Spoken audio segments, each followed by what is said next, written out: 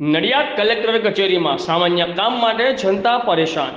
Collector કચેરીમાં જન્મનો દાખલો લેવા આવેલી મહિલાનો રોષ। જન્મના દાખલા માટે 25 દિવસથી ધક્કા ખવડાવતા હોવાનો શીલા મિસ્ત્રીનો આરોપ। ઝોનલ હેડ અમિત પારેખ, આઝાદ મીડિયા લાઈવ, ખેડા।